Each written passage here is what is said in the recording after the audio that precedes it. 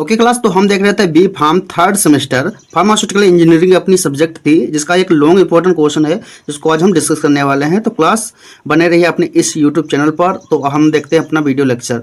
तो क्वेश्चन क्या था, enlist the various factors affecting material selection for pharmaceutical plant construction. तो ऐसे कौन से फैक्टर हैं जो कि अफेक्ट करते हैं आपके मटेरियल सिलेक्शन में, वो भी कहाँ पर, फार्मास्यूटिकल प्लांट कंस्ट्रक्शन में। जो फार्मास्यूटिकल प्लांट यानी कि जो कंपनियां होती है ना, फार्मास्यूटिकल कंपनियां जहाँ पर दवाइयाँ वगैरह बनती हैं, तो वहाँ पर जो हम मटेरियल को सिलेक्ट करने में कुछ फैक्टर्स आ जाते हैं, वो कौन कौन से होते हैं उनको आपको बताना है। तो हम आप जो बात करेंगे इनके बारे में। तो सबसे पहले हम बात करते हैं फार्मास्यूटिकल प्लांट होता क्या है। ठीक है क्लास, हमने ओनली तो बता दिया, आप थोड़ा थ्योरेटिकली भी समझ लीजिए। तो फार्मास्यूटिकल प्लांट क्या होता है, a number of equipment are used in the manufacture of pharmaceuticals, यानी कि हम फार्मा से रिलेटेड जो भी ड्रग्स, बल्क ड्रग होती हैं, एंटीबायोटिक्स होती हैं, बायोलॉजिकल प्रोडक्ट होते हैं, इनको बनाने के लिए जो भी हम इक्विपमेंट का यूज करते हैं, वो जहाँ पर स्टेबलाइज्ड करते हैं, तो उसे हम क्या बोलते हैं, प्लांट। और जो दवाई से अगर रिलेटेड है तो फार्मास्यूटिकल प्लांट हो गया। ठीक है, तो और आप लोग अगर समझ रहे हों कि ये प्लांट अपना पेड़ पौधों वाला, तो वो ऐसा नहीं होता है। प्लांट का मतलब है कि जो दवाइयाँ वगैरह जो जहाँ पर बनती है, वहाँ पर पूरा जो इक्विपमेंट वगैरह जो भी रिक्वायरमेंट होता है उसको स्टेबलाइज्ड किया जाता है, तो उसे हम क्या बोल देते हैं, फार्मास्यूटिकल प्लांट्स। तो ये पूरी डिफिनेशन होती है। अब हम बात करते हैं कौन कौन से फैक्टर्स हैं जो अफेक्ट करते हैं।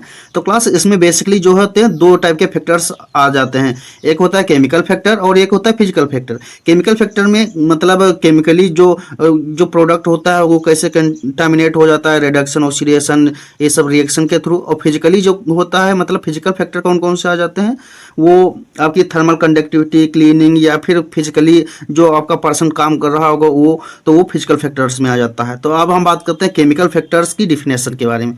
तो क्लास जो केमिकल फैक्टर की डिफिनेशन है वो इस प्रकार है, the material should be inert because if the material of equipment react with drug then it change the property of drug. तो केमिकल फैक्टर में क्या होता है, जो हम एक मटेरियल होता है और इक्विपमेंट के साथ में कुछ रिएक्शन कॉज कर जाता है, तो उससे क्या हो जाता है कि जो ड्रग की क्वालिटी है, प्रॉपर्टी है, वो भी चेंज हो जाती है। तो वो अगर केमिकल के थ्रू हुआ तो केमिकल फैक्टर कहलाएगा। जैसे इनमें हम अभी बात करेंगे कंटामिनेशन, प्रोडक्ट और कोरोजन के बारे में। ओके क्लास, जैसे हम कोई मेडिसिन बना रहे हैं, कोई ड्रग बना रहे हैं, तो उसमें क्या होगा, हम जो भी जैसे आपका इक्विपमेंट लेंगे तो उसमें वो किसी का बना होगा, जैसे कुछ मटेरियल होते हैं सच एस ग्लास, सिलिका, या फिर lead, cast iron, metal ion, ये सब होते हैं। तो उनका हम यूज़ करते हैं इक्विपमेंट में, क्योंकि मोस्टली जो होते हैं इसी चीज़ के बने होते हैं, जो भी इक्विपमेंट होते हैं फार्मास्यूटिकल इंडस्ट्रीज में।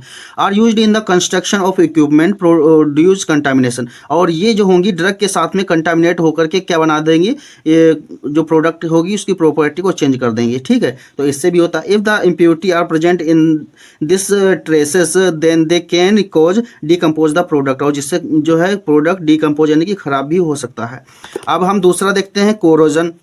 तो कोरोजन कैसे होता है, देखिए आपने देखा होगा जो भी होता है, कुछ ऐसे होते हैं ये आपके इक्विपमेंट जो जिसमें आयरन प्रेजेंट होता है। और आयरन में क्या होता है, some drugs such as strong acid, strong base, alkaloid are corrosive in nature and degrade equipment। कुछ ऐसी जिससे होती हैं जिसमें स्ट्रॉन्ग एसिड या फिर स्ट्रॉन्ग बेस प्रेजेंट होता है, फिर एल्कलॉइड नेचर की होती हैं। और वो क्या करती हैं, जो आपका आयरन वगैरह होता है ना, उसके साथ में रिएक्ट करके कोरोजन, यानी कि आपकी जो जंग देखा होगा ना, कहीं पर जो होता आयरन वगैरह वहाँ पर जंग लग जाता है, तो उसे हम क्या बोलते हैं, कोरोजन। तो वो कोरोजन कॉज कर देती हैं, तो उनसे भी तो कंटामिनेशन हो जाएगा। तो कोरोजन ऑफ मटेरियल से भी ये क्या हो सकता है, केमिकल फैक्टर्स ये कॉज हो सकता है। अब हम फिजिकल फैक्टर्स की बात करते हैं। तो फिजिकल फैक्टर में सबसे पहले आएगा thermal conductivity. In some process there are used of high heat. Thermal का मतलब होता है, मतलब हम अगर हीट वगैरह का यूज करते हैं, टेम्परेचर की बात करते हैं, उसका बात हो रहा है, हीट और temperature. And this type of process में बी डैमेज्ड और fracture material, plastic, rubbers, etc.. अब हम बात करते हैं, देखिए अगर हमने कोई इक्विपमेंट लिया है, वो प्लास्टिक का या फिर रबर का है या फिर अदर कोई है, तो अगर हमने उसको ज़्यादा हीट कर दिया तो क्या हो सकता है कि वो जो उसका जो प्लास्टिक के ट्रेसेस वगैरह हैं वो भी तो जा सकते हैं ना मटेरियल के साथ में, और जिससे कंटामिनेशन हो सकता है। तो ये आपका थर्मल कंडक्टिविटी फिजिकल फैक्टर में आ गया। अब है क्लीनिंग। क्लीनिंग कैसे अफेक्ट करती है, the material should have smooth and polished surface for easy cleaning.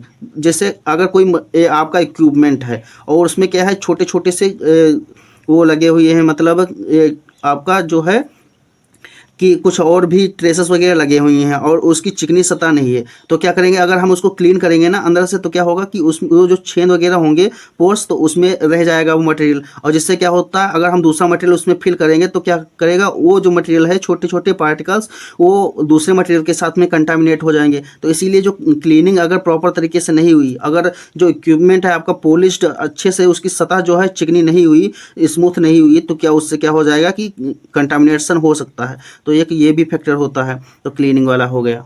क्या फिजिकल फैक्टर में एक और है स्टेलाइजेशन। इसमें क्या होता है, in the production of parenteral, parenteral का मतलब है, मतलब आपकी जो ये क्या करते हैं, इंजेक्शन के थ्रू जो दी जाती हैं वो वाले डायरेक्ट मसल्स में या फिर आपका डायरेक्ट ब्लड में जो दवाइयाँ दी जाती हैं वो वाली। और ऑप्थेल्मिक का मतलब हो जाएगा आपकी आई ड्रॉप वगैरह होगी वो वाली। Etc sterilisation is an essential step. और अगर हम इस प्रकार की दवाइयाँ बना रहे हैं तो उसमें स्टेलाइजेशन करना बहुत ही इसेंशियल हो जाता है। So material should be stable with it. अगर हम स्टेलाइजेशन नहीं कर पाते हैं तो क्या हो सकता है, कंटामिनेशन हो सकता है, और ये जो है जिससे कि है आपकी जो भी प्रिपरेशन होगी वो ख़राब हो जाएगी। तो स्टेलाइजेशन भी एक फैक्टर होता है।